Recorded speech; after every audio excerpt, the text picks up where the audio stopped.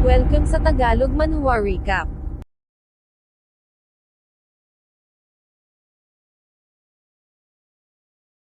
Ang father of all bomb ay sumabog sa Siberian icefield, partikular sa Snow Wolf Valley, na siyang nagdulot ng kamatayan sa mahigit 20 mga martial masters, 5 Darklist powerhouses, mahigit sa 100 mga werewolves, Divine Realm level Wolf King na si Gag Elden, at maging ang #1 martial artist ng buong mundo na si Chen Baekshun. Iyon ay ang pagkakaalam ng buong mundo, ngunit makalipas ang 1 taon mula sa ruins ng Snow Wolf Valley ay umahon si Chen Fan. Napasabi sa kanyang isip na matapos ang mahabang panahong hard work at sa tulong ng nascent fruit, sa wakas nakarating na sa ibang level ang kanyang Qing Emperor's body. Napatanong sa kanyang isip kung gaano ba katagal ang ginugol niya bago matapos ang kanyang seclusion training. Kamusta na raw ba kaya si Kyong, ang kanyang ama't ina at si Anya, at nag-flashback yung tagpo bago ang nangyaring pagsabog.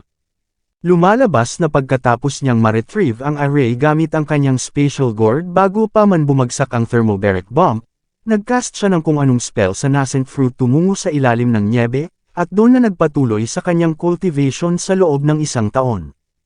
Buti na lang daw at ang bombang iyon ay conventional lang, hindi isang nuclear, dahil kung hindi natatakot daw siyang baka hindi siya nakasurvive. Sa kasalukuyan 1 step na lang at maaabot niya na ang Divine Realm, maaari na siyang mag-breakthrough patungo sa God Realm anumang oras, at sa ngayon, oras na upang maghiganti.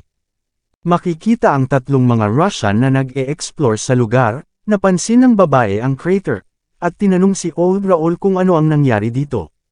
Natasha, tugon ni Old Raoul, malamang ito raw ay isa lamang ordinaryong avalanche, bilasan na raw nila kailangan nilang makahanap ng shelter bago dumating ang bagyo. Ilang sandali pa ay napasabi si Natasha na kanina pa raw siya nakakaramdam ng kung ano sa lugar na ito at tila nakakita siya ng taong lumilipad kanina, nang biglang mayroong boses na nagtanong kung anong petsa na ngayon. Napa-flinch si Natasha, lumingon ng 3 tumutok ng baril ang 2 lalaki at nagtanong kung sino ito, at nagtaka nang makitang walang footprint si Chen Fan. Hasambit ni Raoul sa kanyang isip, hindi raw ba kaya na ito ay isang multo? Sir, sambit niya, ngayon ay 14 ng Pebrero taong 2010. Hatugon ni Chen Fan, so mukhang inabot daw pala siya ng 1 taon sa kanyang pagko-cultivate. Nagulat naman si Raoul nang marinig ito, napasabi sa kanyang isip na ang magawa nitong makasurvive ng mag-isa dito sa icefield sa loob ng 1 taon, malamang ang taong ito raw ay isang extraordinary powerhouse. Nagtanong si Chen Fan kung mayroon bang nakakaalam sa kanila kung saan ang Yokuts. Siya raw ay hindi pamilyar sa lugar na ito, kailangan niya raw munang mahanap si Paul. Sinabi ni Raoul na sila ay nagmula sa Yokuts at naghahanda na silang bumalik doon, maaari daw itong sumama sa kanila. Ngunit sumagot si Chen Fan na hindi na kailangan, sila raw ay masyadong mabagal, bigyan na lang daw siya ng mga ito ng mapa at specific directions, siya na ang hahanap sa path. Kung ganun, tugon ni Raoul, teka lang, kukunin niya raw muna ang mapa. Makikita ang reaksyon ni Natasha, hindi raw ba kaya na ito yung nakita niyang lumilipad sa valley kanina? Ngunit posible raw ba talaga na makakalipad ang isang tao? Ito raw ba ay isang angel o isang demon? Sir, ito na ang mapa, saad ni Raoul. Tumingin si Chen Fan sa mapa. May itinuro si Raoul kung susundan daw nito ang direksyon na ito, mga 1,000 kilometro mararating na raw nito ang Yokuts. Tumalikod si Chen Fan at humakbang, nang bigla siyang tinawag ni Natasha at nagtanong kung maaari ba siya nitong isama. Natasha, sigaw ng isa, ngunit idinagdag lang ni Natasha na napansin niya rong mukhang mayroon itong hinahanap. Malaki raw ang maitutulong niya kung isasama siya nito since alam niya ang directions ng lahat ng city na nasa Far East. Huminto si Chen Fan at nagtanong kung alam ba nito ang lokasyon ng Northern Military Region. Oo, tugon naman ni Natasha, alam niya raw ang general location. Okay, sambit ni Chen Fan, sumama ito sa kanya sabay hila kay Natasha palapit sa kanya. Napa-flinch na tulala ang 2 lalaki, nang biglang tumalon si Chen Fan at tumakbo ng napakabilis kasama si Natasha. Nagtaka naman dito si Natasha, paano raw nito nagagawang tumakbo ng ganito kabilis sa snow.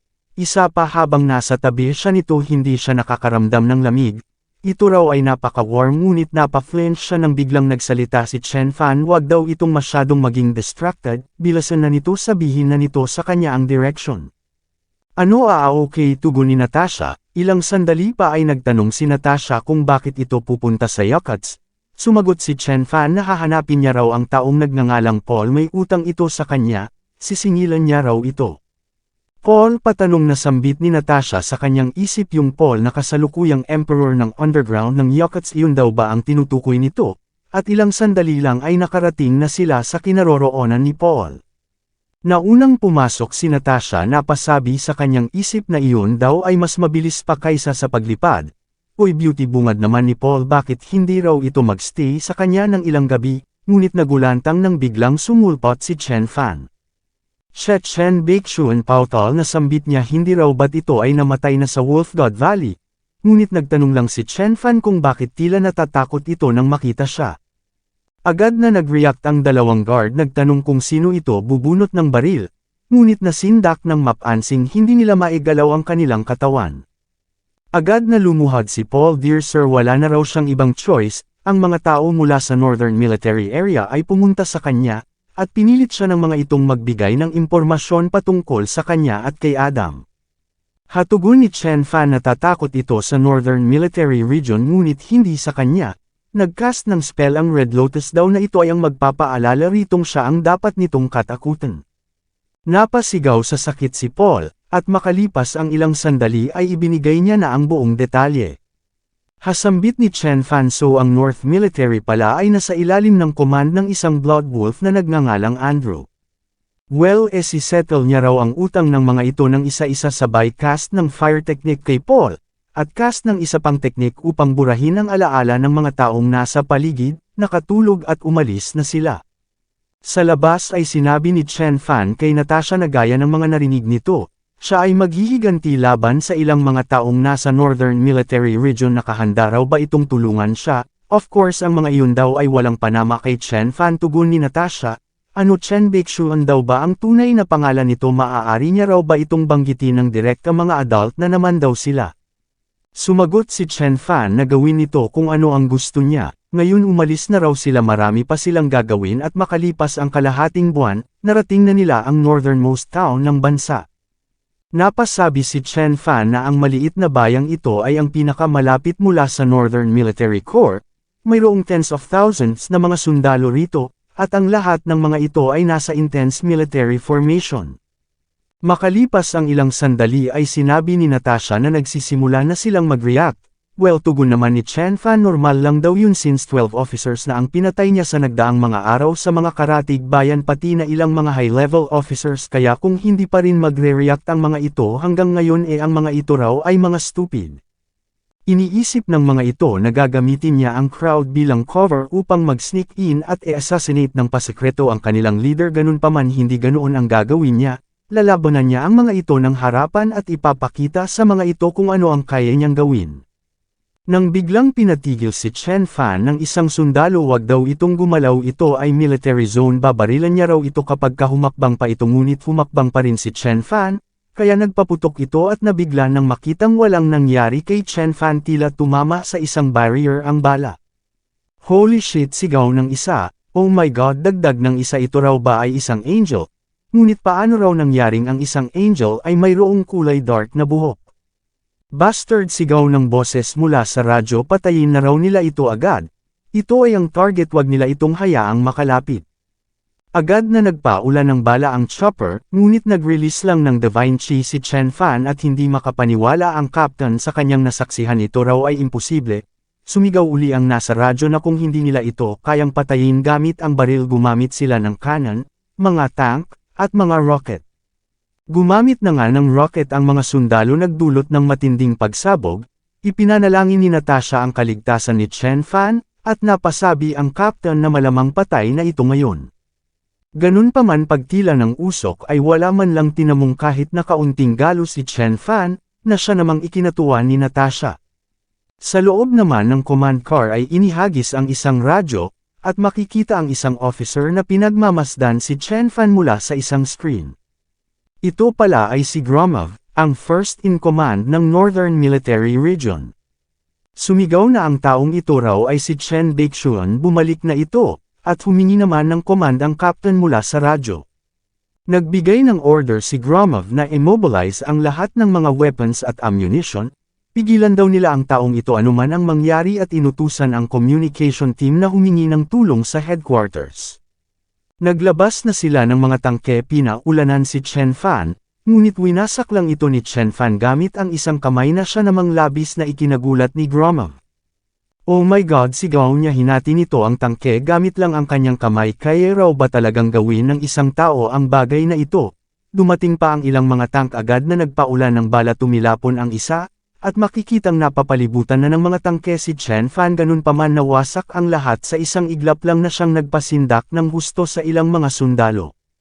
Ilang sandali ay mayroong dumating na mga chopper, agad na tumungo si Chen Fan sa isang tangke, binunot ang main gun, inihagis sa ere, tumama sa isa, sumabog at gumamit ng kung anong teknik upang kontrolin ang main gun patungo sa dalawa pang mga choppers, sumabog at makikitang nakatalo ng isang piloto habang sumibat na ang ibang mga choppers.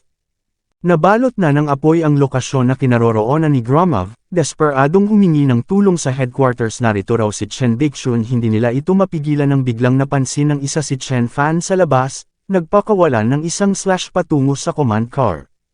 Mapapansing hindi pinatay ni Chen Fan ang isa, nag-report sa headquarters na ang kanilang hukbo ay lubos na nawasak, ang first command ay patay na, at ang kalaban ay nagra-rush na patungo sa headquarters.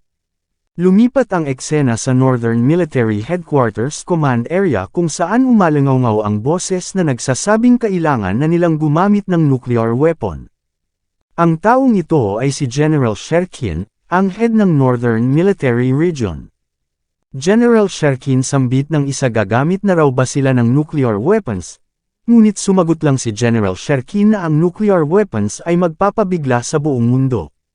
Tumayo ang isang officer, sumigaw, iginiit na, ngunit kung hindi pa sila gagawa ng desisyon ngayon, magiging huli na ang lahat, wala na silang natitirang oras, kaya sinang-ayunan na nga ito ni General Sherkin nang biglang nagkaroon ng pagsabog sa labas. Tumayo si General Sherkin upang tingnan kung ano ito, at nagsabing narito na si Chen Baekhyun. Napakabilis sambit ng isa, nagpaputok ang mga sundalong nasa labas, at makalipas ang ilang segundo ay nawasak ang entrance ng headquarters na siyang nagpa-flinch sa lahat. Humakbang papasok si Chen Fan, at sa kanya natuon ang atensyon ng lahat. Tumingin si Chen Fan sa general, nagtanong kung ito ba si Sherkin ang person in charge sa Northern Military Region. Sino raw ang nagbigay ng order na maghulog ng bomba sa Wolfgod Valley? Sir Baekhyun, tugon ni General Sherkin, kapag ka nagpatuloy pa raw ito sa kanyang ginagawa, ito raw ay magreresulta ng digmaan. Sumabat ang isa, sinabi kay Chen Fan na kaka-issue lang daw nila ng order of authorization sa paggamit ng nuclear weapon, sigurado daw ba talaga itong kakalabanin sila nito? Hatugon ni Chen Fan sabay cast ng spell, hindi raw sa gusto niyang maging kalaban ng mga ito. Sadyang ang misjudgment lang daw ng mga ito ang nagpasya sa kanilang kapalaran. Nagpakawala, pinugutan si General Sherkin, ito raw ay para kay Mr. Yang. Bumagsak na gulantang ang lahat at lumipat ang eksena sa Hong Sek kung saan makikitang napag-alaman na ng head ang patungkol sa pagbabalik ni Chen Baekhyun, ito ay buhay pa. Na-stress laban sa isang divine powerhouse, sila raw ay mga langgam lang. Ang akala niya raw isa lamang myth ang patungkol sa mga sabi-sabing naabot na nito ang Divine Realm, ngunit mukhang ang lahat daw pala ng iyon ay totoo. Tumayo siya, kailangan niya na wrong i-meet ang ancestor, ang bagay na ito ay hindi nila kayang i-deal ng sila lang. Ngunit Master, sambit ni Aula, hindi raw ba't sinabi nitong wag nila itong gagambalain hanggat hindi nalalagay sa life and death situation ang Hong Sect, ngunit sinabi lang ng matanda na malapit ng harapin ng kanilang Hong Sect ang catastrophe. Yes, sambit naman ni Aula sa kanyang isip, dahil kapag ka nag-decide daw si Chen Fan na durugan sila, tiyak na iyon na ang magiging katapusan ng kanilang Hong Sect. Talagang ang sitwasyon na ito ay nag-threaten sa existence ng Hong Sect at lumipat ang eksena sa Yakusha, partikular sa isang tren. Sir, sambit ni Natasha sa loob, paparami raw ng paparami ang mga sundalo na nag-i-inspect sa tren, ngunit sumagot lang si Chen Fan na wag itong mag-alala dahil nag-cast na siya ng spell. Ang nakikita lang ng mga ito ay layers ng illusions, hindi sila mahahanap ng mga ito. Sinabi ni Natasha na sa naging trip nila ay 17 branches na ang na-exterminate nila, kaya understandable daw na pinaghahanap na sila ng mga ito. Sinabi ni Chen Fan sa kanyang isip na winasak niya ang lahat ng mga military quarters na nadaanan nila, hindi niya kailangan ng cooperation, sa tulong ni Natasha madali niya lang nahanap ang mga leader. Not to mention mayroon pa siyang soul-searching skill na mayroong kakayahang kumuha ng impormasyon direct sa utak ng mga sundalo, kaya naging madali lang ang naging pagwasak niya sa 17 mga branches ng Northern Military Region. Makalipas ang ilang sandali ay nakarating na sila sa Wuhan. Napasabi si Chen Fan sa kanyang isip na sure enough tama ang hula niya, hindi umalis ang mga sundalong nakadestino sa lugar na ito, sa halip naghihintay sa kanya ang mga ito. Maraming mga elite warriors ang naghihintay upang i-ambush siya. Ang paghinga ng mga ito ay napaka-similar sa Snow Wolf King at Wolf Clan. Ang mga ito raw ba ay ang mga Blood Wolf Guards? Uubusin niya raw ang mga ito. After all, ang mga Blood Wolf na ito ay ang nagplano sa pag-atake doon sa Wolf God Valley, lalong-lalo na ang leader ng mga ito na nagngangalang Andrew. Pumara ng taxi si Chen Fan, let's go, sambit niya kay Natasha, puntahan na raw nila ang mga Blood Wolf Guard na iyon. Ilang sandali pa ay nakarating na sila sa headquarters ng Security Bureau ng Wuhan City. Sinabihan si Natasha na maghintay lang ito sa kanya sa loob, babalik siya agad, at bumaba na. Agad na nagdulot ng chaos si Chen Fan, hasambit naman ni Natasha sa loob ng kotse. Ang tunog daw na ito ay mga putok ng baril. Napakabilis, mukhang nasa 10th floor na si Master Chen, malamang nilalabanan na raw nito ang mga Blood Wolf ngayon. Sino raw ba kaya ang mananalo? Sa loob ng building ay makikitang pinaliguan ng bala si Chen Fan ng isang sundalo, ngunit nag-release lang ng chi si Chen Fan upang sanggahin ito, binigyan ng slash, pinatay ang lahat ng madaanan. O sambit ni Chen Fan, wag na rong magtago pa ang mga ito at lumabas na, kaya niya rong masense ang amoy ng mga ito kahit na daan-daang milya pa ang layo, at lumabas na nga ang mga Blood Wolf Guards. Sinabi ng isa kay Chen Fan na ito ay hinihintay na ni Lord Andrew at Lord Ivan sa loob. Kung makakatakas ito ng buhay mula sa kanila, naturally makikita nito ang mga iyon. O ganoon ba, sambit ni Chen Fan, sabay summon ng magic sword. Kung ganoon dudurugan niya raw muna ang mga ito, bago siya tumuloy sa HQ upang pugutan ng ulo ang Andrew na iyon, na siya namang nagpa-trigger sa mga Blood Wolf agad na nag-transform. Hasambit ni Chen Fan, so ito lang daw ba ang kayang gawin ng mga Blood Wolf Guards?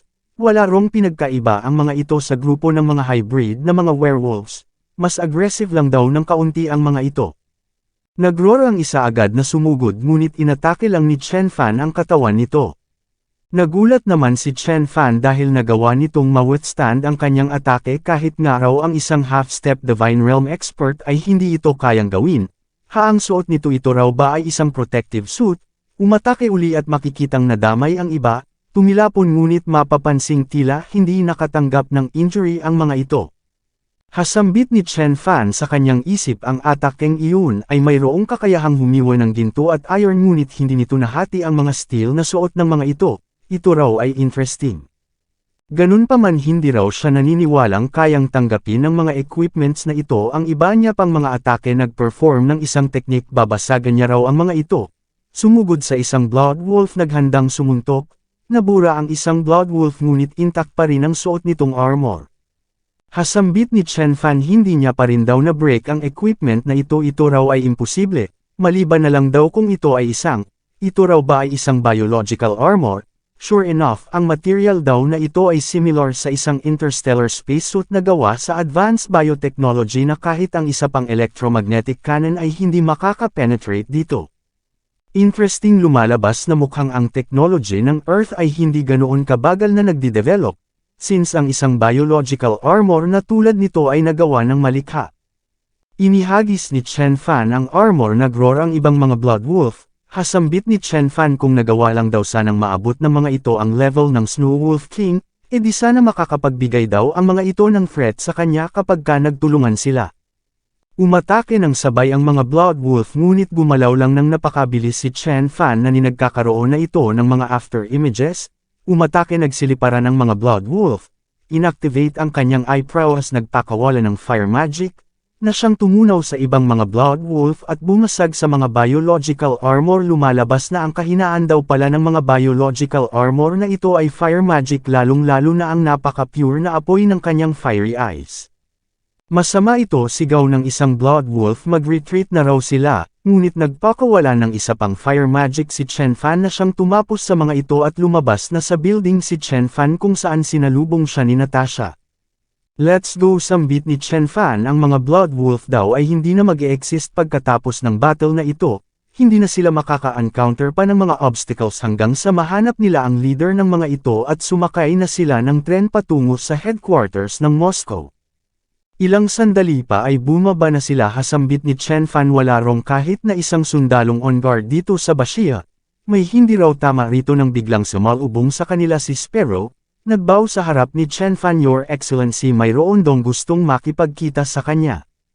Nagtaka naman dito si Chen Fan. Zuzuko, patanong na sambit niya. Anyway, dagdag ni Chen Fan, paano raw siya nito nahanap? Well, tugon ni Sparrow, sa daan papunta rito marami na raw itong pinatay na mga agents.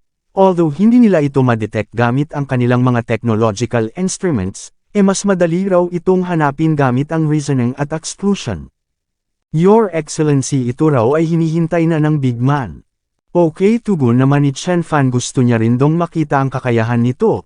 Nagbigay ng detalye si Sparrow patungkol sa big man na tinutukoy niya. May sinabi si Chen Fan kay Natasha. Tumalikod at napasabi sa kanyang isip na base sa mga sinabi ni Sparrow ang taong ito ay ang posibleng leader ng mga Blood Wolf Squad, at sumama na si Chen Fan kay Sparrow patungo sa isang lugar kung saan makikita ang dalawang military officers. Ang taong ito ay si Andrew Petrov, isang agency deputy chief, at ang leader ng Blood Wolf Guard sa generation na ito. My lords, bungad naman ni Sparrow, sa dalawa narito na raw si Chen Baixuan. Nagsalita ang matanda, hindi niya raw ini-expect na si Chen Baixuan pala ay napakabata pa. Gaano na raw ba katagal mula nung mayroong dumating na bagong god level na powerhouse dito sa planetang ito? Habang tinitingnan niya raw si Chen Fan nakikita niya raw si Yenantia nung kabataan nito. Ikaw ay patanong na sambit ni Chen Fan, idinagdag sa kanyang isip na ito raw ay mayroong itinatagong mysterious power. Nagpakilala ang matanda bilang Oleg Nikolaevich. Siya raw ay ang first leader ng Blood Wolf Squad at ang chairman ng 2nd Special Regiment. Ibinulong ni Sparrow kay Chen Fan na ito ay isang napaka-powerful na Divine Realm powerhouse, at ito rin ay kilala sa bansag na Blood Wolf King at sa lahat ng marami ng mga Divine Realm powerhouses sa buong mundo na nabuhay na sa loob ng daan-daang taon, sinasabing ito raw ay isa sa pinakamalakas. Blood Wolf King, patanong na sambit naman ni Chen Fan kay Mr. Oleg at nagtanong kung ano ang relationship nito sa Snow Wolf King na si Gag Elden. Sumagot si Mr. Oleg na 100 taon na ang nakakaraan, siya raw at si Gag Elden ay matalik na magkaibigan. Ganun pa man, palagi rong sinusunod ni Gag Elden ang mga hidden rules ng kanilang wolf tribe at ayaw lumabas mula sa bundok, kaya eventually ito ay napag-iwanan ng modern era na ito. Sir Chen Baixuan, dagdag ni Mr. Oleg, nilabag daw nito ang agreement sa pagitan ng lahat ng mga Divine Realm powerhouses ng mundong ito kung hindi lang siya tumutol. Tiyak na inilunsad na ng kanilang leader ang nuclear weapons upang i-wipe out ang existence nito. Ngunit sumagot lang si Chen Fan na kung mayroon silang guts, bakit hindi nila gawin na siyang nagpainis kay Andrew. Ngunit pinigilan ito ni Mr. Oleg at sinabihan si Chen Fan na mukhang ito raw pala ay determined na maging kanyang kaaway. Hey Chen Fan, sambit naman ni Sparrow, pumunta raw siya rito umaasang bibigyan nito ng pansin ang overall situation. Hindi pa raw ba sapat yung mga pinatay nito sa daan papunta rito? Definitely, tugon naman ni Chen Fan, definitely hindi, at makikita ang reaksyon ni Mr. Oleg. Lord Chen Baixuan, sambit niya, alam niya rong ito ay napakamakapangyarihan, ngunit dapat tandaan daw nitong kahit na ito pa ay isang divine level powerhouse, mayroon itong mga kamag-anak at mga kaibigan. Ano, sapat daw ba ang lakas nito upang protektahan ang mga iyon? Ang mga iyon ay mga ordinaryong tao lang, madaling patayin gamit ang bala. Hatugon ni Chen Fan, tinatakot daw ba siya nito sabay release ng matinding divine chi? Terrifying, sambit ni Sparrow, at napatanong naman si Andrew kung ito ba ay ang kapangyarihan ng isang tunay na god, ngunit nagcast lang din ng divine chi si Mr. Oleg, nagsukatan ang dalawa. Lord Chen Baixuan, sambit ni Mr. Oleg, siya raw ay nagsasabi lang ng totoo, ano, gusto raw ba talaga siya nitong i-challenge? Sumagot si Chen Fan na hindi niya gustong mayroong nananakot sa kanya, ano naman daw kung marami siyang mga kamag-anak, hindi raw ba't ang bansa nito ay mayroon din namang maraming mga mamamayan, at sinabi naman ni Mr. Oleg na ang simple fact na ito ay ang siyang dahilan kung bakit hindi naglalaban sa isa't isa ang mga gods ng mundong ito at namumuhay na lang sa kapayapaan, ngunit nilabag daw ni Chen Fan ang unspoken rule na ito. Sumagot si Chen Fan na ngunit ito ay ang siyang unang lumabag sa rule na ito, sa pamamagitan ng paggamit ng thermobaric bomb upang subukan siyang patayin. Sir, tugon ni Mr. Oleg, hindi na raw mahalaga rito kung ito man ang nasa tama o mali, although ang kanilang mga agents ay ang siyang naunang umatake. Maraming mga officers na rin daw at mga Bloodwolves ang pinatay nito sa Northern Military Region, kaya bakit hindi na lang daw nito palagpasin ang patungkol sa bagay na ito?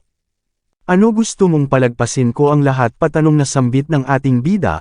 Oo, Chen Fan, sabat naman is, pero hindi raw ito magiging maganda para sa lahat, magdudulot lang ito ng losses sa dalawang panig. Shen Baeksuan, dagdag naman ni Mr. Oleg, wag daw nitong isiping wala silang paraan kung paano ito i-deal. Ano, iniisip daw ba nitong ito lang ang nag-iisang Divine Realm Cultivator sa mundong ito? Hatugon ni Chen Fan, so magpapatuloy lang ito sa pananakot ng mga tao sa pamamagitan ng nuclear weapons. Ito na raw ba ang trump card nito? You know, kung ang sinasabi nitong nuclear weapon ay sasabog dito, ang mga ito raw ay kasabay niyang mamamatay. Ano, na ihanda na raw ba nito ang kanilang mga nuclear weapons? Na siya namang nagpa-trigger kay Mr. Oleg, yun daw ay ang kanilang last resort kung sakaling matalo siya nito, ngunit natitiyak niya rong hindi na aabot pa sa ganoon, siya raw ay hindi kasing hina ni Gag Elden. Fox, sambit ni Sparrow sa kanyang isip, mukhang ito raw ay aatake na. At napasabi naman si Andrew sa kanyang isip na ang kanyang teacher ay ang pinakamakapangyarihang nilalang sa buong mundo. O ganoon ba, sambit naman ni Chen Fan, sabay release uli ng matinding Divine Chi, nayanig ang buong lugar sa sabay na pag-release ng Divine Chi ng dalawa. Nagpakawala ng isang slash si Chen Fan, ngunit madali lang itong dineflect ni Mr. Oleg. Lord Chen Baeksuan, kailangan pa raw ba talaga nilang maglaban? Sumagot si Chen Fan na kung gusto nitong i-write off, maaari daw nila itong isettle sa pamamagitan ng pagbigay nito sa kanya kay Andrew, tatalikod siya hahakbang paalis, at hindi na muling tatapak pa dito sa Moscow. Sumagot si Mr. Oleg na iyon ay imposible, si Andrew ay kanilang pinakamakapangyarihang Blood Wolf Warrior, maaari daw bang baguhin na lang nito ang kanyang kondisyon, isang bagay na mas plausible gaya ng pera o kaya naman isang Holy Scripture ng Holy See. O ganoon ba, sambit ni Chen Fan, sabay labas sa kanyang special gourd, may kinuhang item mula rito, isang thread. Inihagis patungo kay Andrew, pumulupot sa leeg nito, agad na hinila na putulan ng ulo. Andrew, sigaw ni Mr. Oleg, napamura agad na nagcast ng isang spell, inatake si Chen Fan. Come on, sigaw ni Chen Fan, sinalubong nagkaroon ng pagsabog. Agad namang umatras si Sparrow, hindi makapaniwala sa kanyang nasaksihan. Ito na raw ba ang kapangyarihan ng mga tunay na Divine Realm powerhouses? Nagpalitan ng atake ang dalawa at nag-disengage. Napasabi si Chen Fan na ito raw ay mukhang hindi isang werewolf, pakiramdam niya raw ang kaharap niya ay isang Oriental cultivator. Sinabi ni Mr. Oleg na pagkatapos na mag-cultivate sa Divine Realm, ang courageous at brave na characteristics ay kailangang i-wipe out dahil ang domination ay ang siyang tanging paraan. Good, tugon ni Chen Fan, ganun pa man, it's a pity lang daw na ito ay ipinanganak dito sa Earth upang makondem sa misery. Shen Baeksuan, sigaw ni Mr. Oleg, nagcast ng isang skill, ito raw ay napakayabang, ngayon tikman daw nito ang kanyang Blood Heavenly Nine Forms technique. Nagpakawala, originally ang technique daw na ito ay inihanda niya para kay General Yenan Tian, hindi niya raw inaasahang magagamit niya ito kay Chen Fan. Good, tugon ni Chen Fan, kung ganun tanggapin din daw nito ang kanyang atake. Nagpakawala, tumagos sa atake ni Mr. Oleg, tinamaan sa katawan, tumilapon, bumagsak sa ground. Ano, gulat na sambit ni Sparrow na gawang matalo ni Chen Fan si Mr. Oleg sa pamamagitan lang ng isang blow. Ngunit nag-release lang ng Divine Chi si Mr. Oleg at agad na bumangon. Hasambit naman ni Chen Fan, mukhang ito raw ay isa na namang biological. Nagtanong si Mr. Oleg kung ano yung skill na ginamit ni Chen Fan. Definitely iyon daw ay hindi isang mortal technique. Sumagot si Chen Fan na ito ay wala pang pangalan, ngunit gumawa na siya ng temporary. Maaari daw itong tawagin ni Mr. Oleg bilang Dao Quan o kaya naman Sian Quan, depende kung ano ang gusto nito. Again, sigaw ni Mr. Oleg, nagcast ng isang spell, sumugod, ngunit sinabi lang ni Chen Fan na kahit magpakawala pa ito ng libo-libong ganito, hinding-hindi nito mapipigilan ang kanyang atake at nagpakawala uli rekta sa katawan ni Mr. Oleg, ngunit bumangon lang uli ito. Hasambit ni Chen Fan ang bio-armor daw na ito ay medyo bothersome, nag-release ng external energy ito raw ay nakakainis nag-dash, nagbigay ng uppercut tumilapon pa itaas si Mr. Oleg, sinundan binigyan ng isa pang suntok at apat pang sunod-sunod, isang sipa, kasing bilis ng kidlat ang pagbagsak sa lupa ni Mr. Oleg. Bumaba si Chen Fan dahan-dahang lumapit, kung ito raw ay lumitaw sa harap niya isang taon na ang nakararaan malamang hindi niya ito masasaktan ng ganito. Nung panahon na yun ay muntik na raw siyang magkaroon ng serious injury sa pagsubok lang na pagpatay kay Gag Elden. Ganun pa man ito raw ay napaka-late na, alas sambit naman ni Mr. Oleg hindi niya raw inaasahang mayroong ganito ka-powerful na god na ipinanganak sa China. Nagtanong si Chen Fan kung wala na ba itong ibubuga. Tumayo si Mr. Oleg nag-release ng Divine Chi dahan-dahang nag-transform, since pasan niya raw ang bigat ng responsibilidad sa pag-ensure sa safety ng Russia, paano naman daw magiging posibleng siya ay luluhod at magmamakaawa, ang tanging posible lang daw na wakas sa sitwasyon na ito ay madugong digmaan at tuluyan ng nag-transform. Ngunit in-extend lang ni Chen Fan ang kanyang kanang kamay nagsabing since tapos na ang kanilang conversation, dito niya natatapusin ang buhay nito ipinirform ang Divine Grappling Hand Technique na siyang ikinagulantang ni Mr. Oleg, nang biglang maririnig ang isang boses na sumisigaw tinawag na Your Excellency si Chen Fan, ang China raw ay nagbigay ng request na ito ay tumigil na sa pakikipaglaban. O tugon ni Chen Fan sabay lingon sa pinagmulan ng boses, isang officer na hingal na hingal. Damit sigaw ni Mr. Oleg kaya niya parong lumaban kailangan niyang ipaghiganti ang kanyang mga Blood Wolf Squad, kaya bakit naman daw nila ititigil ang laban na ito? Ivan sigaw niya sa officer sabihin daw nito sa kanya sino ang nagbigay ng order. Teacher tugon naman ni Ivan ito raw ay yung taong nasa palas binigay daw nito ng personal ang instruction na ito makikita ang reaksyon ni Mr. Oleg. Okay since ang nag-issue raw ng order na ito ay ang taong iyon, siya ay magko-comply. Ano sambit naman ni Chen Fan kay Mr. Oleg ayaw na nitong lumaban hindi pa raw siya sumasang-ayon na siyang nagpa-react kay Mr. Oleg nagbow si Ivan kay Chen Fan Dear Master Chen Baeksuan sambit niya oras na raw upang itigil nila ang digmaang ito. Hindi na raw nila ipupursu pa ang mga previous actions nito, moreover comply nila kung ano ang request nito hanggat ito ay abot lang ng kanilang kakayahan. Request patanong na sambit ni Chen Fan kahit na anong request, sumagot si Ivan na hanggat ito lang ay within sa reasonable limit, sisiguruhin nilang maibibigay nila ito. Well kung ganun tugon naman ni Chen Fan ito raw ba ay reasonable, at sinabi kay Ivan ang kanyang kondisyon sa pamamagitan ng telepathy. Ito ay gulat na sambit naman ni Ivan sige, sinabi ni Chen Fan na kung ganun, kapag ka napasa kamay niya na ang bagay na iyon ay agad siyang babalik sa China at magmula ngayon, wala na siyang grievances sa mga ito. Okay tugon ni Ivan, Sir you know dagdag niya pa ang bagay daw na iyon ay napaka-sensitive maaaring hindi nila ito matulungan ng direkta, ngunit sinabi lang ni Chen Fan na mayroon siyang sariling paraan at umalis na. Agad na tumungo si Ivan kay Mr. Oleg kumuha ng syringe mula sa isang box in-inject sa mataas na parte ng balikat ni Mr. Oleg, at dahan-dahan itong nag-anyong tao. Teacher sambit ni Ivan kung na-late daw siya kahit na isang minuto lang malamang namatay na ito sa araw na ito, ngunit sumagot lang si Mr. Oleg na ayos lang yun nakahanda na raw siyang mamatay kung kinakailangan bago pa man siya pumunta rito ngayong araw na ito, sadyang hindi niya lang daw inaasahang ganito ka-powerful si Chen Baeksuan.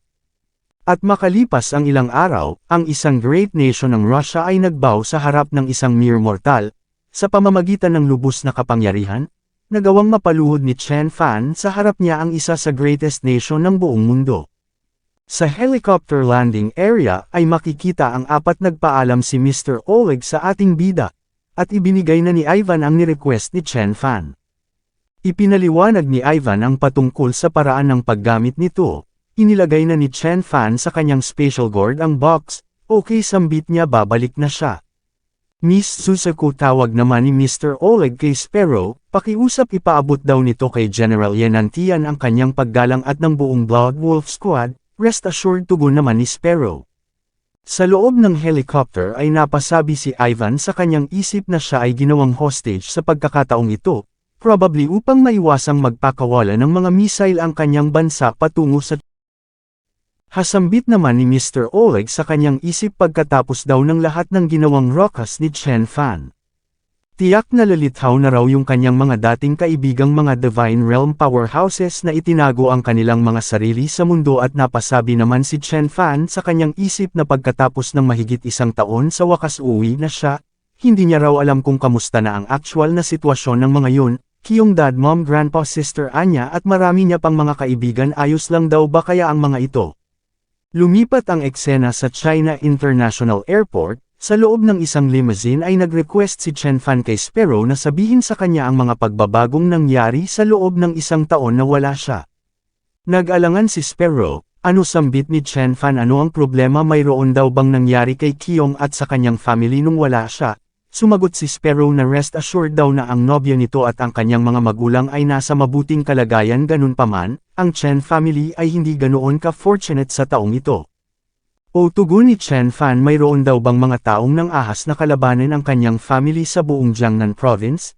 Naturally tugon ni Sparrow ang mga iyon daw ay walang lakas ng loob na gumawa ng ganoong bagay nung narito pa si Chen Fan ngunit nung ito ay mawala sa loob ng 1 taon, inakala ng karamihang ito ay patay na kaya ngunit dumugtong lang si Chen Fan na ganito raw talaga ang nature ng mga tao. Idinagdag sa kanyang isip na ngayong nakabalik na siya, ipapaalala niya raw sa mga ito ang kahulugan ng katagang takot. Since ang kanyang mga mahal sa buhay ay ligtas ayos lang ang lahat, ngunit sa mga nagtangkang i-offend ang kanyang Chen family, hahantingin niya ang mga ito ng one by one. Nagtanong si Chen Fan kung mayroon pa bang iba, iyon lang lahat tugon ni Sparrow, good sambit ni Chen Fan at idinagdag na nabanggit na raw nito ang lahat ngunit hindi ang kanyang sister Anya kamusta raw ba ito, hindi makasagot si Sparrow, ano sambit ni Chen Fan mayroon daw bang nangyari sa kanyang sister Anya, sumagot si Sparrow na ayos lang si Miss Anya ngunit ito raw ay umalis sa poder ng Chen family upang mag-settle down. Mag-settle down patanong na sambit ni Chen Fan ang ibig daw ba nitong sabihin naroon ito ngayon sa bahay ng kanyang Aunt Anne sa Anne family residence? Oo tugon ni Sparrow. Alas sambit naman ni Chen Fan sa kanyang isip isa lamang second-rate na family nagtangkang bully ang kanyang sister Anya. Inaakala daw ba talaga ng mga ito na hindi niya wawasakin ang Anne family na ito? Makinig ka sakin dagdag ni Sparrow si Miss Anya raw ay kusang umalis hindi ito pinwersa ng Anne family. O talaga ba tugon ni Chen Fan at idinagdag sa kanyang isip na bakit naman daw pipiliing bumalik ng kanyang sister Anya sa Anne family alam na alam niya raw ang pinagdaanan nito doon kaya bakit naman daw ito babalik doon? May idinagdag si Sparrow ngunit sinabi lang ni Chen Fan na hindi na nito kailangang magpaliwanag pa, tutungo siya doon at papakinggan ng personal ang paliwanag ng Anne family at sinabi naman ni Sparrow na umaasa raw siyang kokontrolin nito kahit nakaunti ang kanyang sarili. Lumipat ang eksena sa residence ng Chen family kung saan isinisisi ni Chen Chenxing sa family ni Chen Fan ang lahat ng nangyayari ngayon sa kanilang Chen family.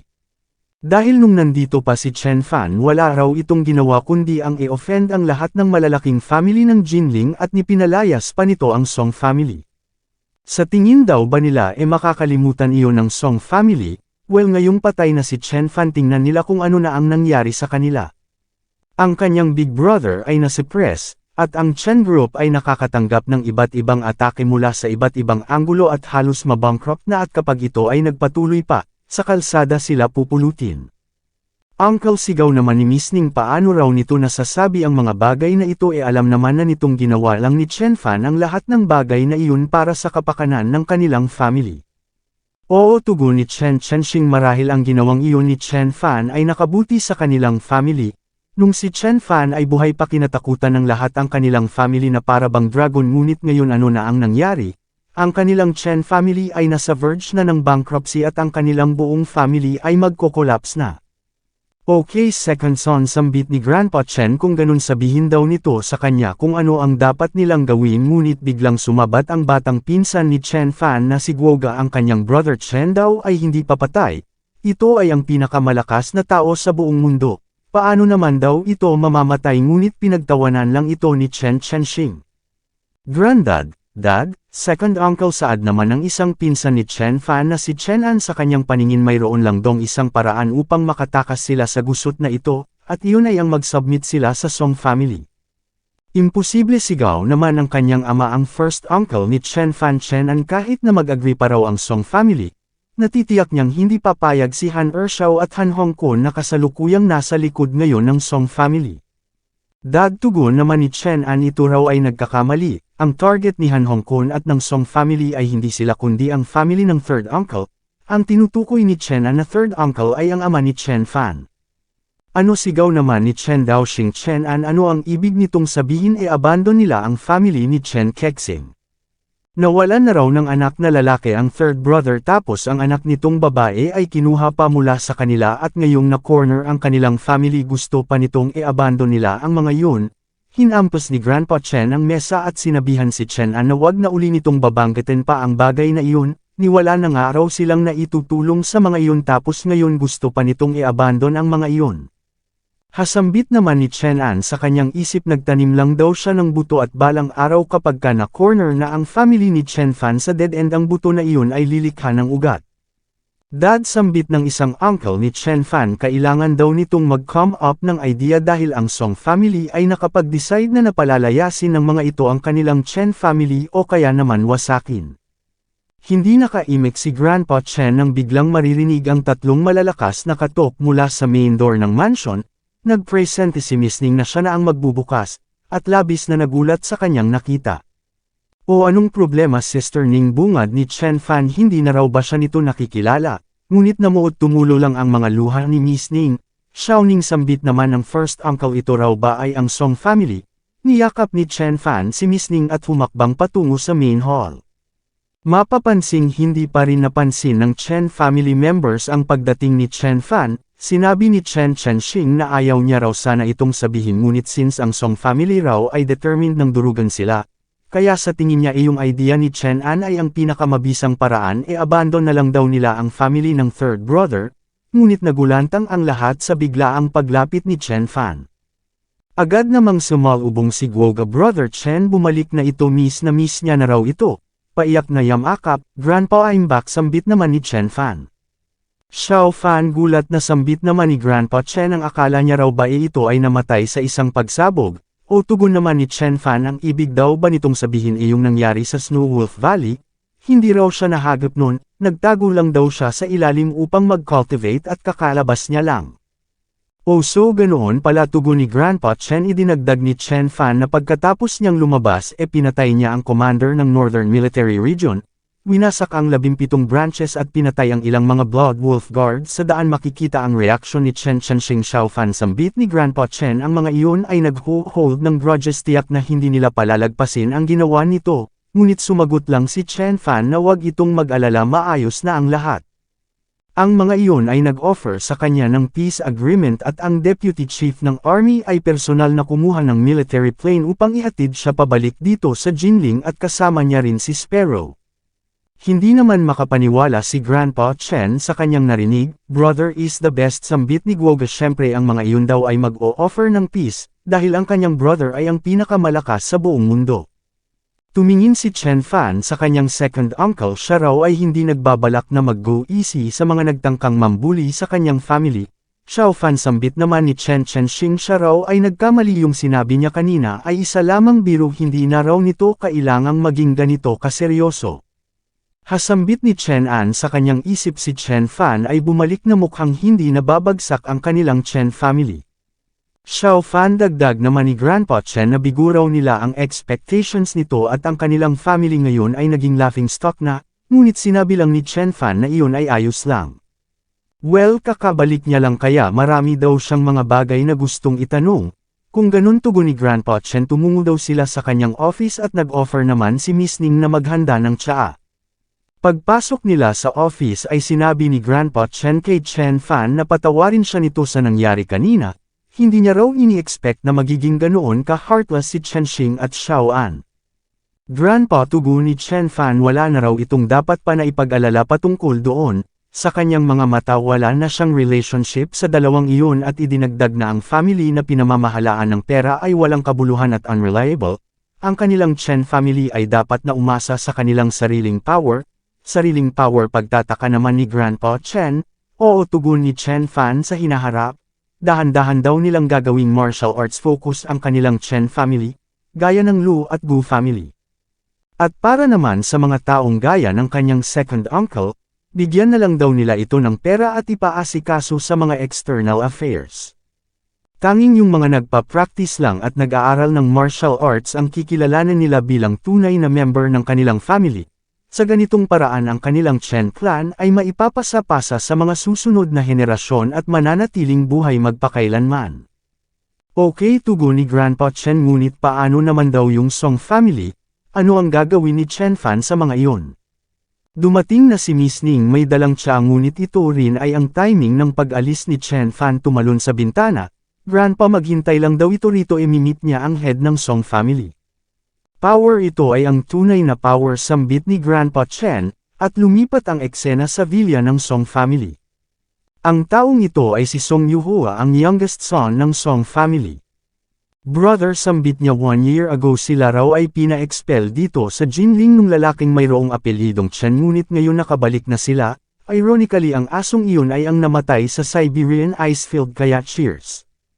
Third brother, sambit naman ni Mr. Song, mukhang ito raw ay napasobra na sa alak, at idinagdag sa kanyang isip na ngayon mawawasak na nila ang Chen family. Mayroon pa raw ba silang magiging rival dito sa Jiangnan?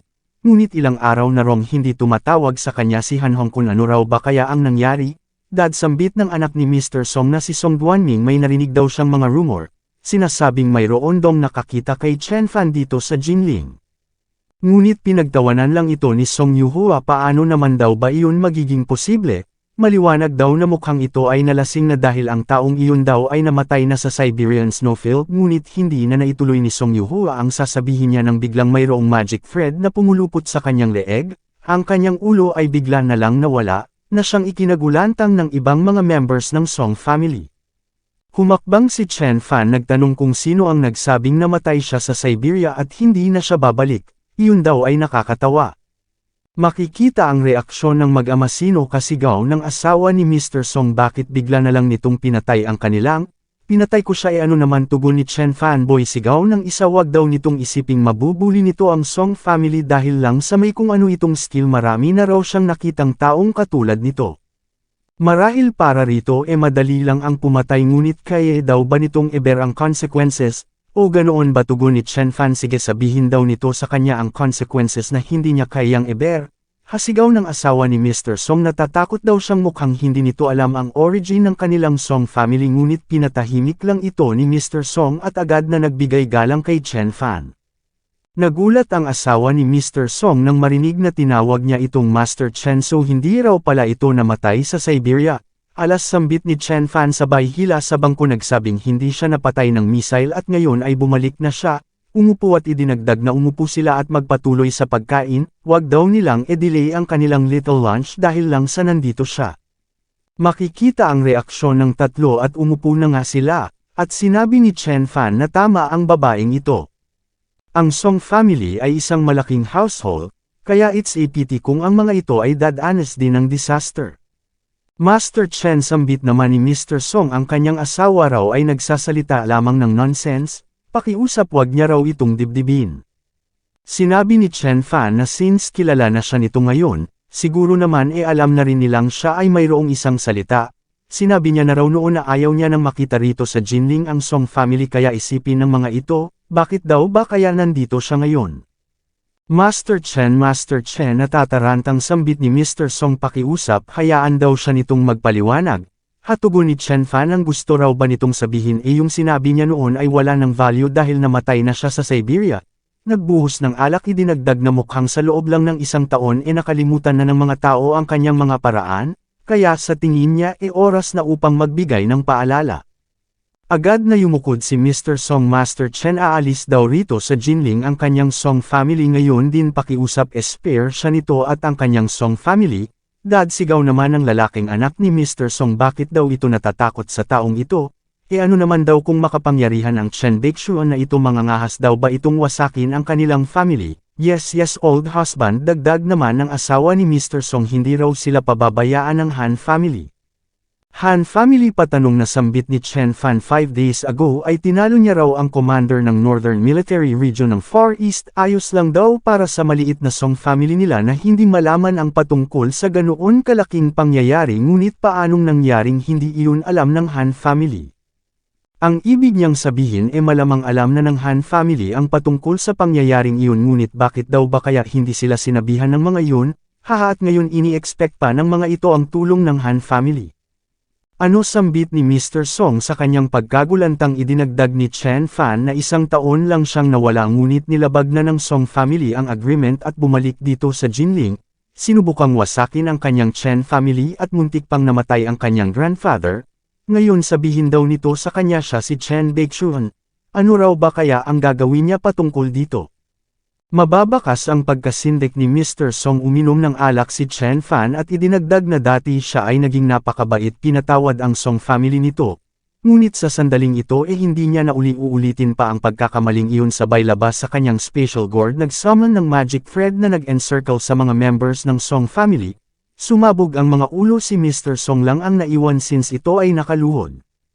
How dare you, sigaw ni Mr. Song, ngunit nagcast lang ng kung anong spell si Chen Fan. Bumagsak si Mr. Song, at nagsabing bakit naman daw hindi siya magdi-dare, lumabas, at sinunog ang villa ng Song family nang biglang bumuhos ang ulan. Alas sambit ni Chen Fan, ang kalangitan ay nabalot ng kadiliman, umuugong ang hangin, mayroong dalang mabigat na patak ng ulan, tumalon mayroon parong natitirang mga taong kailangan niyang edil. Although ang mga iyon ay mga accomplices lang, still kailangan pa rin nilang pagbayaran ang ginawa nilang krimen. Binalot niya ng kanyang divine sense ang buong Jinling upang hanapin ang lahat ng kanyang mga targets. Since nasimulan niya na ang massacre ang Song family ay hindi pa sapat, papatay siya ng walang habas sa gabing ito, bibigyan niya ng chills ang ibang mga big families nang hindi na magtangka pa ang mga itong kumalaban sa kanyang Chen family. Thus sa loob lang ng isang gabi ay 16 na mga patriarchs ng 16 na malalaking mga family sa Jinling ang namatay, at ang lahat ng mga taong nagtangkang mambuli sa Chen family sa loob ng 1 taong absence ni Chen Fan ay namatay din, at pagkatapos ay tumungo na si Chen Fan sa residence ng Tang family.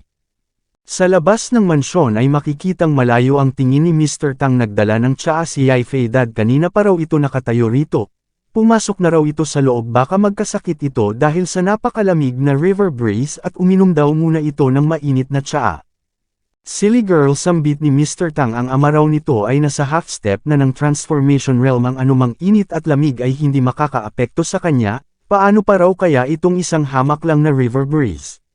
Sadyang nag-aalala lang daw talaga siya. Pag bumalik dito si Master Chen, papaano niya ipapaliwanag ang lahat ng mess na ito?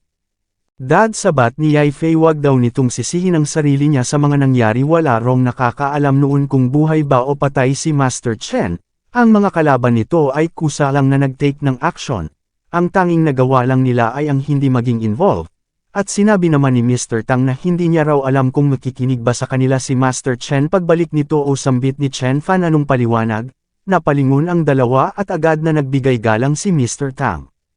O talagang bumalik ka, nagulat na sambit ni Yifei, at pinatayo naman ni Chen Fan si Mr. Tang Yuanxing. Idinagdag ni Chen Fan na 5 araw na siyang narito sa Jinling, hindi nila alam. At sinabi naman ni Mr. Tang na sa kasalukuyan siya ay isa na lamang palakang nasa ilalim ng balon ng Jiangnan, at although nakatanggap siya ng mga balita mula sa kanyang mga kaibigan sa martial arts community, hindi niya raw ito masyadong pinaniwalaan. Well, tugon ni Chen Fan, ang lahat ng mga narinig nito ay totoo. Ano sambit ni Mr. Tang? Master Chen, kapag kumalat daw ang balitang ito tiyak na magugulantang ang buong mundo. Okay, tugon ni Chen Fan, ngunit hindi raw siya narito upang makinig sa mga papuri nito. Kapag hindi ito nagbigay ng maayos na paliwanag patungkol sa mga past events ito ay hindi magiging exemption. Bago siya pumunta rito ini-slaughter niya na ang Song family. Pinugutan ang 16 na mga patriarchs ng malalaking families rito sa Jinling, at ayaw niya rong maging pang-17 ang Tang family, kaya nagsimula na ngang magpaliwanag si Mr. Tang. Nung mawala raw si Chen Fan inimbita ng Hong sect dito sa Jinling si Lin Tushan, ang master ng Lin family mula sa southeast ng China. Sinubukan ng mga itong i-unify ang buong Jiangbei, pinasubmit ang lahat, At si Shuao raw ay namatay dahil sa ito ay tumanggi, kaya ano naman daw ba ang magagawa ng kanilang hamak lang na Tang family? At idinagdag ni Yai Fei na kung hindi raw dahil kay Sparrow natatakot siyang ang kanilang Tang family ay winasak na rin ni Lin Toshan. Haso pinatay nila si Shuao. Sambit ni Chen Fan, si Shuao raw ay ang ama ni Shu Rongfei at ang dating first person ng Jiangbei. Ito ang dahilan kung bakit naging peaceful at stable ang Jiangbei at napatanong sa kanyang isip kung kamusta raw ba kaya si Shu Rongfei. Pagkatapos niyang ma-reborn, ang akala niya mabibigyan niya na ito ng magandang buhay, ngunit dahil sa kanyang kapabayaan ang ama nito ay namatay. Kung hindi dahil sa kanya nabubuhay pa raw sanang magkasama ang dalawa. Idinagdag ni Mr. Tang na nung panahong iyon, pumunta si Lin Taishan sa Jiangbei kasama ang mga members at Grandmaster ng Hong Sect at maging ang Wei family ay napa-retreat. Immediately ang ibang mga taga-Jiangbei ay nag-retreat, ngunit si Shuao ay nag-persist kaya ito ay pinatay ng on the spot ni Lin Taishan. Nagtanong si Chen Fan kung naroon pa ba ngayon sa Jiangbei si Lin Taishan at ang Hong Sect. Ano ang gagawin ni Chen Fan? Tanong ni Yai Fei sa kanyang isip, at napatanong naman si Mr. Tang kung ano ang binabalak ni Master Chen. Sinabihan ni Chen Fan si Mr. Tang na pumunta sa Jiangbei at mag-gather ng impormasyon patungkol kay Lin Taishan. Nagtanong si Mr. Tang kung bakit gusto nitong, sumagot si Chen Fan na dahil gusto niyang patayin ang mga yon. Mayroong ibinigay si Mr. Tang kay Chen Fan, narito raw ang lahat ng impormasyon na hinihingi nito. Kinuha ni Chen Fan ang papel, so ang Lin Taishan daw pala na ito ay nagmula sa mysterious Lin family ng Southeast, at ang younger brother nitong si Lin Tat Ian ay inimbita rin ng Hong Sect upang idil ang northern part ng Jiangbei. Sinabi ni Mr. Tang na mayroon din dong mga tao doon na nagmula sa Dark Moon Squad ng Hong Sect, ilang mga disciples ni Lei Chanju, pati na rin si Zhou Tianhao ng Chuzhou, Han Tiansheng ng Chanhei, at Wu Qihang ng Jiangzhou. Tumawa naman si Chen Fan nang marinig ito at nagsabing hindi niya masisisi ang mga iyon sa pag-tridor sa kanya, dahil sa ilalim ng kapangyarihan ng ibang mas malakas, ang tanging pagpipilian mo lang ay obedience o kamatayan. Ngunit pagkatapos na mamatay ni Shuao ang mga ito ay hindi nag-alinlangang paghati-hatian ang kanyang mga assets, at nikinuha pa ng mga ito ang mga assets na naiwan niya sa Jiangbei maging ang kanyang Cloud Mist Spirit Spring at sinunog ni Chen Fan ang papel. Inilabas niya ang kanyang special gourd, kinuha mula rito ang kanyang flying sword. Siya nga pala, mali yung nasabi ko kanina, ang flying sword pala na ito yung ginamit ni Chen Fan sa pagpatay sa Song family. Tumawa si Chen Fan, nagsabing kung ang isang individual ay piniling mag-tridor, dapat ito rin ay mayroong determination na harapin ang consequences, at umalis na si Chen Fan sakay sa kanyang flying sword. Dad, sambit ni Yai Fei, ano ang gagawin ni Chen Baixuan? Ngunit sinabi lang ni Mr. Tang na alam na nito ang sagot, bakit nagtatanong pa ito. Natatakot daw siyang hindi ini-expect ni Lin Taishan ang pagbabalik ni Master Chen. Sa gabing ito sa Jiangbei, sino raw ba ang nakakaalam kung gaano karaming buhay ang mawawala? Hi, it's a pity raw na si Shuao, ang tigas kasi ng ulo ng taong iyon. Sa kabilang dako naman ay narating na ni Chen Fan ang Jiangzhou. Ginamit niya ang kanyang divine sense upang hanapin si Mr. Wu Qiang at lumipat ang eksena sa residence ng Wu family kung saan makikita ang dalawang ito na nag-uusap. Master Hong, sambit ni Mr. Wu, sa pagkakataong ito ang Tang family raw ay nagpadala ng tao upang i-provoke sila. Salamat daw sa pagtulong nito upang mapa-retreat ang mga iyon. Sumagot si Master Hong na sila ay parehong nasa ilalim ng command ni Master Lin, kaya normal lang daw na gawin niya yon. Ni ang Tang family nga raw ay hindi worth it na i-mention, maliban na lang kay Tang Yuanxing, at soon si Master Lin na raw ang personal na dudurog sa Lin family nang biglang maririnig ang tatlong malalakas na katok mula sa pinto. Hapagtataka naman ni Mr. Wu gabing-gabi na raw bakit mayroon pang kumakatok, at inutusan niya ang kanyang mga guards na buksan ang pinto. Sinabi naman ni Master Hong na hindi na raw kailangang maging maingat pa ang mga ito. Wala na raw silang mga kalaban pa rito sa Jiangnan, at kahit na si Tang Yuanxing pa ang pumunta rito, kayang-kaya niya silang protektahan. Kaya pinabuksan na nga ni Mr. Wu ang pinto ng walang pag-aalinlangan, pumasok ang ating bida, at nagtanong si Mr. Wu kung sino ito. Sinabi ng ating bida na siya ay si Chen Fan, dapat kilala na raw siya nito. 1.5 taon na ang nakararaan ay nagpadala siya ng mensahe na siya ay pupunta rito. at sinabi ng isa sa mga tauhan nitong maaari siyang pumunta. At ngayong araw gaya ng ipinangako, Chen Fan Master Chen Naootol na sambit ni Mr. Wu. Ano ikaw si Chen Baeksuan gulat na sambit naman ni Master Hong ngunit hindi raw ba't dapat namatay na ito sa Siberian snowfield? Paanong naging posibleng nakatakas ito mula sa father of all bombs? Napakaingay tugon naman ni Chen Fan sabay release sa kanyang flying sword. Sabog ang ulo ng lahat maliban kay Mr. Wu. Sinabi ni Chen Fan sa flying sword na wag itong mag-alala dahil soon enough makakainom na ito ng dugo ng isang tunay na expert. Makikita ang pagtataka ni Mr. Wu, sinunog ni Chen Fan ang mansyon ng Wu family at lumabas na. Sinabi ni Chen Fan na ginamit niya kay Mr. Wu ang kanyang soul-searching skill, ngunit hindi niya inaasahang napakalaki na nang nagbago pagkalipas ng 1.5 taon. Zhou Tianhao, Liu Gedong, Han Tiansheng at Wei Laosan, good paano raw ba kaya ipapaliwanag ni Wei Laosan ang mess na ito? Mula doon ay tumungo si Chen Fan sa Qingshui upang wasakin ang puwersa ni Liu Gedong. Siya nga pala kung hindi ako nagkakamali ito ay si Boss Kalbo. Dumiretso siya sa Chanhe at winasak ang puwersa ni Han Tiansheng, at winasak niya rin ang puwersa ni Lin Taishan na pinamamahalaan ni Haizhou Zulong. Shuao sambit ni Chen Fan sa kanyang isip na ipaghiganti niya na raw ito, ang susunod ay tutungo siya kay Lin Taishan upang matapos na ang gulong ito. At nang makapagpahinga na ito ng mapayapa at patungkol naman kay Fei, siya na raw mismo ang po-protector sa babaeng iyon. Umalis na si Chen Fan, at lumipat ang eksena sa Chuzhou ng Jiangbei, partikular sa Wanrong Royal Garden, kung saan makikitang nag-uusap ang dalawang ito. Ang babae ay si Jiang Yingyu ang leader ng Dark Moon Squad ng Hong Sect, habang ang lalaki na si Lin Taishan ang Grandmaster ng Lin family ng Southeast. Mr. Lin sambit ni Commander Jiang salamat daw dito at nasa ilalim na ng kontrol nila ngayon ang market ng Jiangbei, hinding-hindi niya raw makakalimutan ang kabaitan nito. Commander Jiang tugon naman ni Lin Taishan ito raw ay napaka-polite, ang Lin family ng Southeast at ang Hong Sect ay matagal nang nasa parehong bangka, ito raw ay isa lamang napakaliit na bagay. Idinagdag ni Commander Jiang na it's a pity raw at talagang nakasurvive si Chen Baeksuan mula sa bomba at mukhang ito ang magiging dahilan upang mag-fail ang kanilang mga plano. Kung hindi kung mako-conquer daw nila ang Tang family at mapag-isa ang Jiangnan sa tingin daw ba nito hahayaan sila ni Chen Baeksuan, ngayon maging ang headquarters ay ini-urge na silang bumalik, dahil natatakot ang kanilang president kay Chen Baeksuan at ito ay magiging napakalaking problema. Jiang sambit naman ni Lin Taishan hindi na raw nito kailangang mag-alala pa, ngunit kung sakaling buhay man si Chen Baeksuan kailangan pa nitong harapin ng dugo sa dugo ang Wolf King, at kung sakaling ito man ay makabalik dito, sa sandaling iyon tiyak na nagawa na nilang ma-integrate ang Jiangnan. Idinagdag ni Commander Jiang na sinabi raw ng President ng Hong Sect na kailangan na nilang bumalik.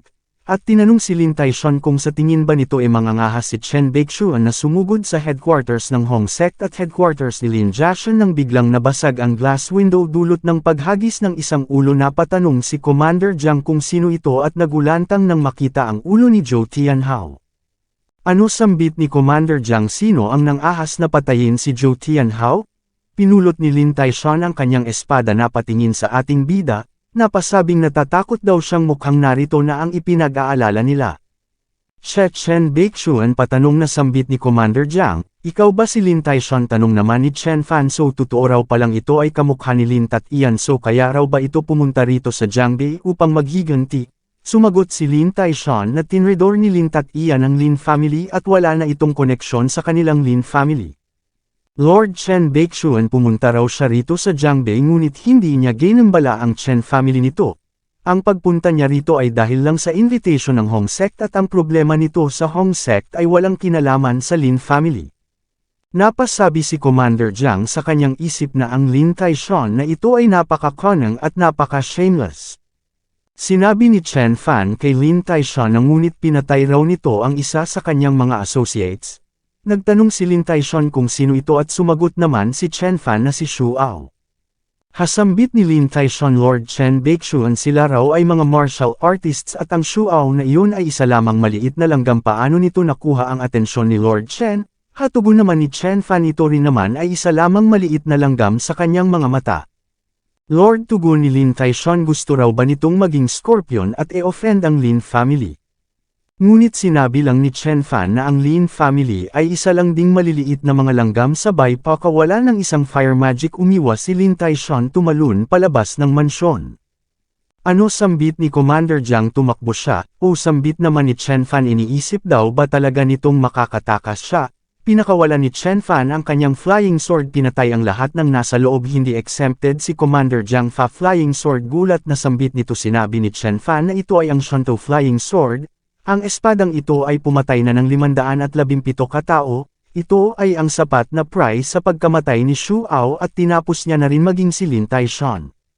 Kinabukasan ay kumalat na sa buong Jiangbe ang patungkol sa ginawa ni Chen Fan, at lumipat ang eksena sa Dongshan Villa kung saan makikitang niyayakap si Chen Fan ng kanyang ina.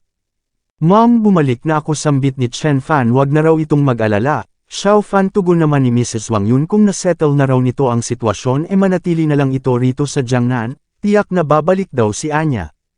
Ngunit sinabi lang ni Chen Fan na ang kapalaran ng Chen family ay nakatali na sa kanya, kung hindi siya magko-cultivate patungo sa Immortal Realm hindi siya magiging mas malakas, at ang mga nangyari sa Chen family ngayon ay hindi malayong mangyari rin sa hinaharap. Tama ka, tugon naman ni Mrs. Wang Yun, patawarin daw nito ang kanyang ina. At pinatahan naman ito ng ama ni Chen Fan. Okay siya nga pala, sambit ni Chen Fan, nasaan daw ba ang kanyang sister Anya? At sumagot naman si Mrs. Wang Yun na ito ay nasaan family ngayon upang protektahan ang Jinxiu at hindi niya ito nagawang mapigilan. Mom, relax, tugon ni Chen Fan, ibabalik niya raw rito ng ligtas si Anya. Grandfather, father, kailangan daw nilang gumawa ng rule upang mas lalong bumuti pa ang kanilang family. Ang sino mang lumabag sa rule ay ma-eliminate, siya mismo ang mag-eliminate. Ang sino mang magtangkang mag-offend sa kanilang family, kamatayan ang magiging kahihinatnan, sa ganoong paraan ma-establish nila ang status ng kanilang family. Nagtanong si Mr. Kexing kung gagawin niya ba talaga yun at sinabi naman ni Mrs. Wang Yun na nung nawala si Chen Fan pumunta raw rito si Qiong upang e-comfort sila, ngunit mukhang hindi raw ito nagustuhan ni Su Zhengdi at in-instigate ang kanilang family.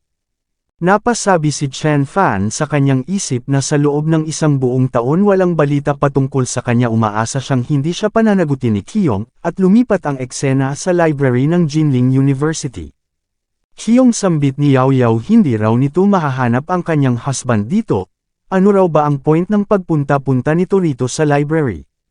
Hey, dagdag pa ni Yao Yao, this time nakita niya raw ang ginawa ng Su family. Ito ay pinwersa ng mga elders na ipakasal kay Luo Chen, at ito ay minamock ng younger generations ng Su family. Nako, kapag nalaman daw ni Chen Fan ang patungkol dito, hindi raw magiging maganda ang kahihinatnan. Sumagot si Qiong na ang ginawa ng mga iyon ay talagang nagpa-froze sa kanyang puso. Nang biglang nakita ni Yao Yao si Chen Fan, napatingin din si Qiong sa direksyon na tinitingnan ni Yao Yao, agad na tumayo at sinalubong ng mahigpit na yakap si Chen Fan.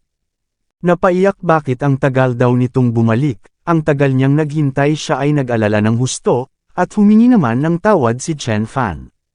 Ilang sandali pa ay tumungo sila sa isang restaurant, nagtanong si Chen Fan kay Qiong kung pinwersa na naman ba ito ng Su family. Ang akala niya raw ay isang wise person si Su Yanghao, ang tinutukoy niya ay si Grandpa Su, ngunit hindi niya raw ini-expect na ganito ang gagawin nito, kaya wag daw siyang sisihin ni Qiong kung hindi siya magiging nice sa mga yon. Oo nga, Chen Fan, dagdag naman ni Yao Yao, alam daw ba nitong napakaraming mga disgusting na tao doon sa Su family? Lalong-lalo na raw yung Su Chen na yun, ako kung alam lang daw nito kung gaano kalala ang pinagagagawa ng babaeng iyon. Sinabi ni Qiong na iyon ay hindi na mahalaga, ang mahalaga bumalik na si Chen Fan ng ligtas, ngunit sumagot lang si Chen Fan na 2 araw mula ngayon sasamahan niya ito sa wushu. Okay, tugon naman ni Qiong. Mula doon ay patuloy na nagbond si Chen Fan at Qiong at pagsapit ng hapon, naghiwalay na sila ng landas. Napasabi si Chen Fan sa kanyang isip na mukhang kailangan niya na rong lumikha ng puwersa, upang kahit na umalis pa siya magagawa niya pa ring maprotektahan ang Chen family, Lu family, Xing family at ang iba pa. Ang Wei family ng Jiangbei, ang Su family ng Wushu, An family, ang Hong sect at ang iba pa, ang mga ito ay kailangang magbigay ng paliwanag sa kanya. Bibisitahin niya ang mga ito ng one by one, ngunit ang pinakamahalaga sa lahat bago yun, kailangan niya raw munang kunin pabalik ang kanyang sister Anya. Mula doon ay lumipad si Chen Fan patungong Pandonghe Province upang puntahan si Anya sa An family. Sa loob ng eroplano ay napasabi si Chen Fan sa kanyang isip na ayon sa impormasyon na ibinigay sa kanya ni Sparrow, kinuha ng An family si Anya very likely upang gamitin ito bilang wedding tool. Kung ang gusto ng An family ay ang bumawi kay Anya, iyon ay ayos lang, ngunit kung gusto lang gamitin ng mga ito si Anya, then wag siyang sisisihin ng mga ito kung hindi siya maggagawad ng awa.